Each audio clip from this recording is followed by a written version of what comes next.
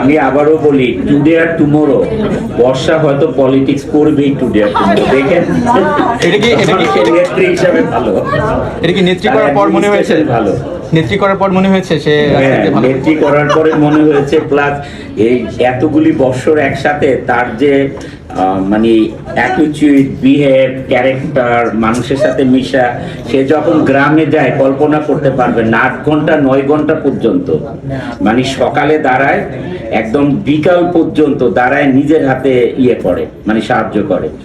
মানে আমরা আছি না, আপনাদের সামনে কয়েকজনকে দিয়ে দিলাম চলে গেলাম, সেটা করে না।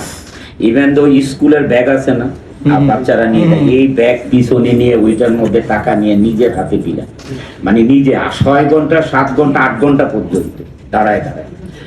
ধৈর্য আছে, দেশ সেবা করার মতো ধৈর্য আছে তার ভিতরে, ইনশাল্লাহ করতে পারবে। বাস্তব জীবনে বর্ষা আপু কি রাজনীতিতে যাবে কিনা বা রিয়েল নেত্রী হবে কিনা? না, সেটাই তো বললাম, যেতে পারে, কারণ তার ক্যারেক্টারে আমি যা বুঝি যেতে পারে। বর্ষা আপু, আমরা আমাদের আর্টিস্টদের তিক্ত অভিজ্ঞতা আছে, অনেক আর্টিস্ট পরিবর্তনের পরে দেশ ত্যাগ করতে বাধ্য হয়, সেই জায়গা থেকে তার মুক্তি শুনতে না, আসলে দেশ ত্যাগ করতে সেই বাধ্য হবে।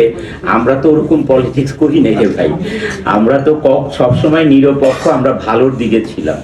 তা আমরা কখনোই ওই ধরনের পলিটিক্স, যদি কোনো না কোনো দল সাথে তো অংশগ্রহণ করেই পলিটিক্স করতে হয়।